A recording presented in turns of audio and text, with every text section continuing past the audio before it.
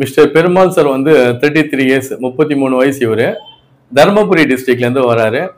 குழந்தை இல்லைன்னு சொல்லி தான் என்கிட்ட வந்தாரு. இந்த மாதிரி கவுண்டிங் வந்து இல்லை, மொட்டிலிட்டி மார்பாலஜி எதுவும் அந்த அளவுக்கு தெரியல, அவுட் சைட்ல வந்து ட்ரீட்மெண்ட் எடுத்திருக்காரு, பட் எதுவுமே இம்ப்ரூவ்மெண்ட் ஆகல அப்படின்னு சொல்லி தான் நம்ம கிளினிக்கே வந்தார். இது எங்க கிளினிக்ல வந்து ஜஸ்ட் 3 மந்த் ட்ரீட்மெண்ட் எடுத்தது இப்போ எவ்ரி திங் நார்மலா இருக்கு.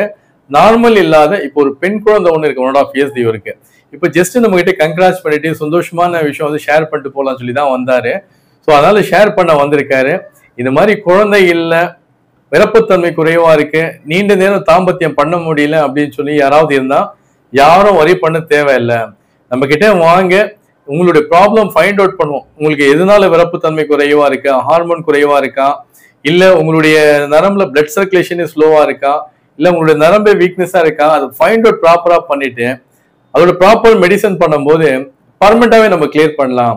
மிஸ்டர் பெருமாள் சாரும் ஷேர் பண்ணுன்னு சொல்லியிருக்காரு. பெருமாள் சார், நான் இது மாதிரி தருமபுரியிலேருந்து வந்துட்டு இருக்கேன். நானும் வெளியில் பார்த்தீங்கன்னா நிறைய ஹாஸ்பிட்டல் பார்த்தேன், பட் இது எங்கேயுமே எனக்கு சரியான இம்ப்ரூவ்மெண்ட் ஆகலை. இது மாதிரி ஃப்ரெண்டு பார்த்தீங்கன்னா இது மாதிரி சார் ரெஃபர் பண்ணார்.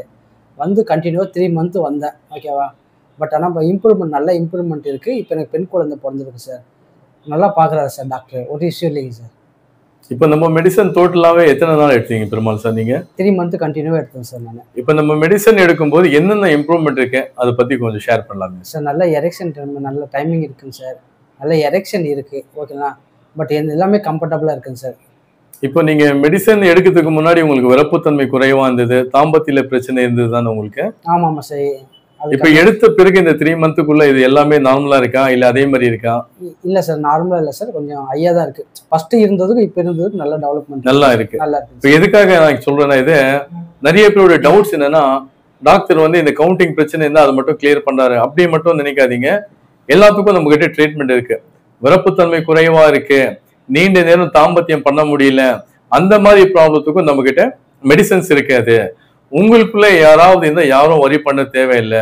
பாருங்க, மிஸ்டர் பெருமாள் சாருக்கும் 1.5 இயர்ஸ் பேபி இருக்கு, வர்ஷினி சொல்லி ஒரு அழகான பெண் குழந்தை இருக்கு.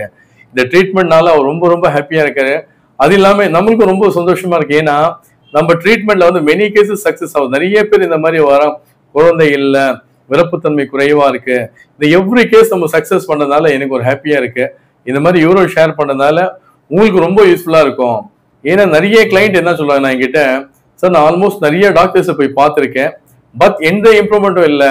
இன்னும் விருப்பத்தன்மை சம்பந்தமான போனா அந்த பிரச்சனையும் அப்படிதான் இருக்கு, கவுண்டிங் இல்லைன்னு சொல்லி போனா அந்த பிரச்சனையா இருக்கு. அந்த மாதிரி யாராவதுன்னா யாரும் வரி பண்ண தேவையில்லை.